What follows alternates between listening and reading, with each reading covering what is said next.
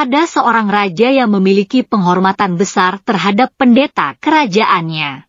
Setiap kali pendeta datang, raja akan bangkit dari tahtanya dan menghormatinya. Suatu hari, raja bertanya kepadanya, "Tuan, saya punya pertanyaan.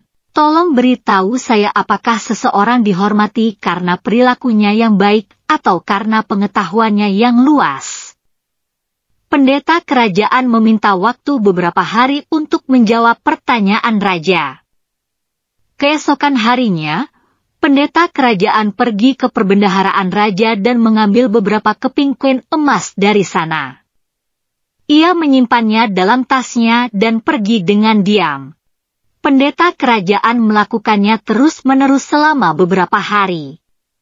Ia akan pergi ke sana, mengambil beberapa keping koin emas, menyimpannya dalam tasnya, lalu pergi. Dan bendahara kerajaan melihat semua ini. Ketika ini terjadi setiap hari, bendahara pergi mengabari raja dan menceritakan seluruh cerita tersebut. Keesokan harinya, ketika pendeta pergi ke istana, raja tidak pergi menyambutnya dan tidak pula bangkit dari tahtanya. Pendeta kerajaan mengerti bahwa masalah pengambilan koin emas dari perbendaharaan telah sampai kepada raja. Raja mengangkat wajahnya yang bijak dan bertanya kepada pendeta, "Apakah kamu mengambil koin emas dari perbendaharaan?" Pendeta dengan tulus menjawab, "Ya, ini benar." Raja menjadi marah dan bertanya, "Mengapa kamu melakukan ini? Apakah kamu tidak memperhatikan martabat dan penghormatanmu? Apakah pantas kamu berperilaku seperti ini?" Pendeta tersenyum dan berkata, "Raja, dengan sengaja saya mengambil koin emas tersebut.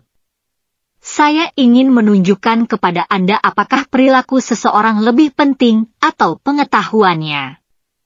Ketika Anda mengetahui bahwa saya mengambil koin emas tanpa izin Anda tidak bangkit dari tahtamu sebagai bentuk penghormatan seperti biasanya. Sebaliknya, Anda meninggikan suara dan marah padaku. Pengetahuan saya ada bersama saya sebelum mengambil koin emas itu dan masih ada bersamaku setelah mencurinya.